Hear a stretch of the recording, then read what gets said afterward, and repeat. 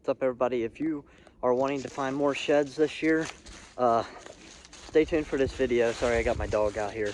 But if you're wanting to find more sheds this year, stay tuned. And please leave a like for this video and subscribe. Thanks for watching. All right, so the first tip is having the sun to your back while looking for sheds. You can find more sheds potentially if the sun is behind you, because it's not blinding in your eyes. So sometimes the sun can take your eyes off an area, and in that area was a shed. And following, like going away from the sun, they can sometimes shine a little bit more too, because the sun's hitting right on them.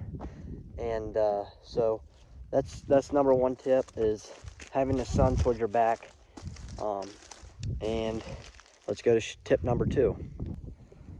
So tip number two is looking more on cloudier days. Again, with the sun can just blind your eyes, and without the sun, it's just way easier to find more sheds, because the sheds, they don't glow to say, but they're more bright when it's cloudier. I've noticed anyway, and I think some other people I've talked to have as well.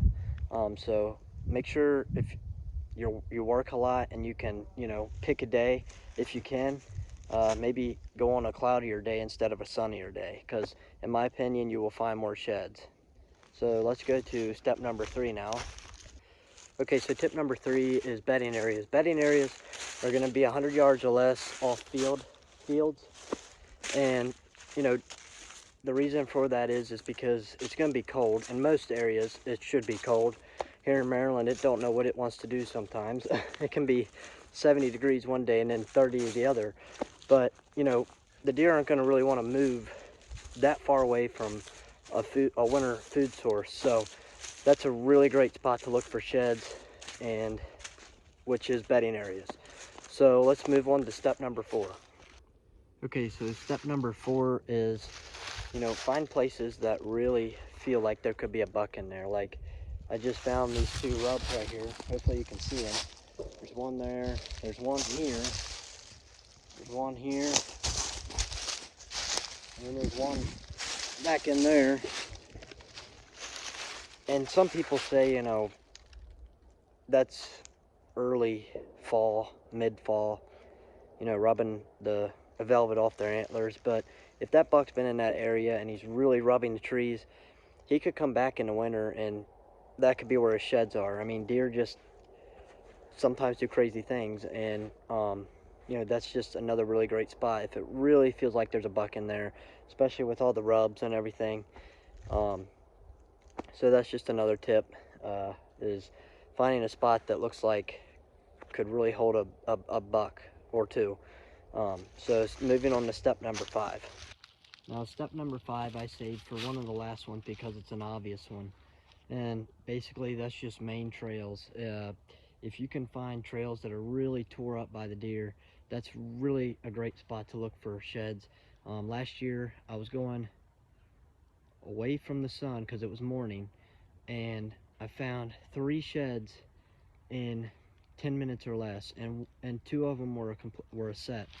And I mean, I find basically 60% of my sheds on main trails. That's one of my favorite spots to look, especially if the deer are heavily using that, especially during that time, because chances are you could find a shed. So stay tuned for tip number 6. Okay, so tip number 6 is another obvious tip, and that's a winter crop. Most farms, after corn's been cut or beans have been cut, they plant a winter crop, and that's another great spot to look. I mean, obviously it's kind of an obvious tip, but some people may not know that. So just looking out in the fields, in my opinion, are kind of harder to find sheds just because they're so big. Now the smaller fields are a different story, but just really make sure you keep an eye out in the fields, and maybe have 2 or 3 people looking for sheds in that field. So I'm going to give you one more tip here, tip number 7, and I think it's another obvious one, but it's one of my favorites, and I feel like it too. Now, the last tip I'm about to share with you is, it's going to be main trails again, but with a lot of brush and sticker bushes and everything known to man you can imagine that is hard to walk through, but you know, it's going to hold a lot of sheds, because the bucks just run through there. Some of the limbs may be over their head, some of them they might have to crawl under, and you're going to find a lot of sheds again on a main trail, but in a lot of thick areas and a lot of brush. So that's tip number 7. That's the final tip. That's one of my favorites. But hopefully you enjoyed this video, and thanks for watching. What's up, everybody? Thanks for watching this video. You know, I apologize, I haven't made very many videos here lately.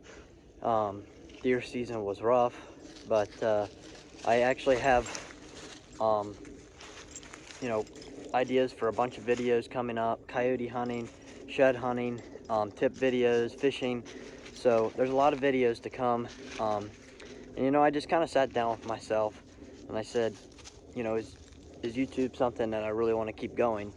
And I couldn't really imagine my life without YouTube. So and I really love filming, and I love the outdoors, and I love hunting and fishing. So YouTube's gonna stay, and I'm hoping that I can really start cranking out a lot of videos, and start getting some more views on it too. So and more subscribers, and some more fans. So thanks for watching, and I'll see you in next week's video.